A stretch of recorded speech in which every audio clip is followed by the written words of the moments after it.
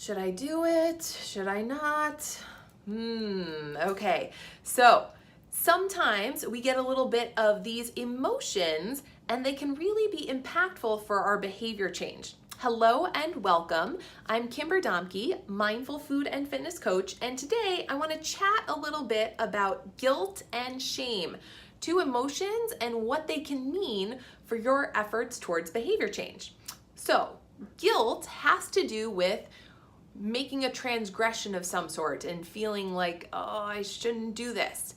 Shame, on the other hand, also brings with it a lot of negative mental connotations and mental soundtracks that include feeling like you're powerless, you're not a good person, you're weak. And this feeling of shame can really hold you back from accomplishing your goals. Whereas a little bit of guilty feeling, while it's not ideal, it may not be so fun and desirable, it can actually spur you forward towards your goals. Specifically, let me give you a little example here. So, one of the people in my water group, Rob, he had a day where he noticed that his urine, his pee, was getting a little darker in color.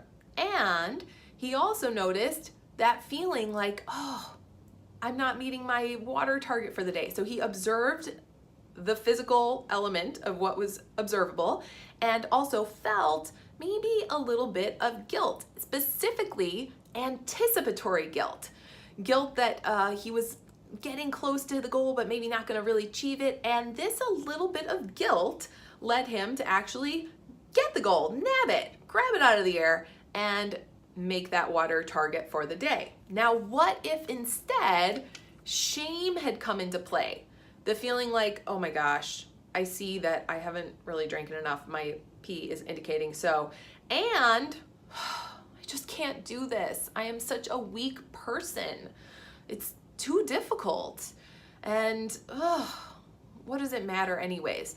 That feeling of shame, like I am a bad person for having a challenge, is what really holds you back. So shame holds with it a lot of powerlessness, a lot of inability to proceed, and that is gonna hold you back from your goals. So I want to invite you this week to let go of shame in some cases and see if you can actually identify the feeling of guilt before it overtakes you, before you've actually done the action, you've done the deed. Not that chocolate is bad, but that you haven't dove into something that doesn't align with your longer term goals.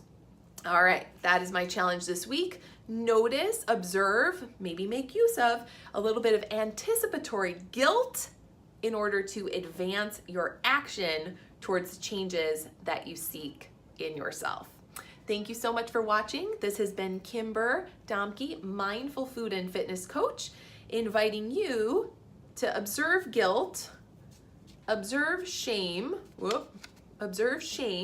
and try to lessen your attention to the shame and pay more attention to, you might be thinking of doing something that doesn't align with your goals, or you might actually have done something that doesn't align with your goals, but that totally does not make you a bad person. It does not make you weak. And in fact, the fact that you're observing this might just propel you towards some advancing actions in the very near future. Head on over to the website, kimberdomke.com, to sign up for email updates and more details that I don't share in these videos. Wishing you a fabulous day. And of course, I don't love to focus too much on the negative, so focus on the positive, but acknowledge these feelings and see how you can use them to your advantage.